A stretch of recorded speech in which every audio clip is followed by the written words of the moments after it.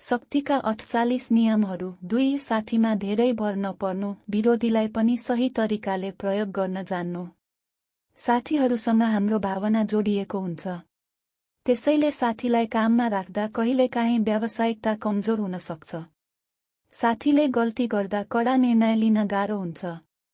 यसले काम पनि बिगार्न सक्छ र सम्बन्ध पनि। तर कहिलेकाहीँ पहिलेका विरोधी, आलोचक वा प्रतिस्पर्धीले मौका पाएपछि आफूलाई प्रमाणित गर्न धेरै मेहनत गर्छन्। यदि उनीहरूको क्षमता, उद्देश्य र सीमा बुझेर काम दिन सकियो भने उनीहरू पनि उपयोगी हुन सक्छन्। मुख्य कुरा के हो भने सम्बन्ध र कामको प्रदर्शन फरक कुरा हुन्। काममा केवल वफादारी मात्र होइन, क्षमता, जिम्मेवारी र नतिजा पनि चाहिन्छ। उदाहरणका लागि, व्यवसायमा नजिकको साथीलाई जिम्मेवारी दिनुभयो तर उसले काम राम्रोसँग गरेन भने सम्बन्ध पनि बिग्रिन सक्छ र काम पनि कमजोर हुन सक्छ। तर पहिले तपाईको आलोचना गर्ने तर काममा सक्षम व्यक्ति कुनै प्रोजेक्टमा ल्याउँदा राम्रो नतिजा आउन सक्छ।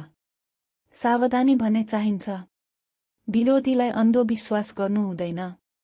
उसको स्वार्थ, उद्देश्य र सीमा बुझेर मात्र जिम्मेवारी दिनुपर्छ।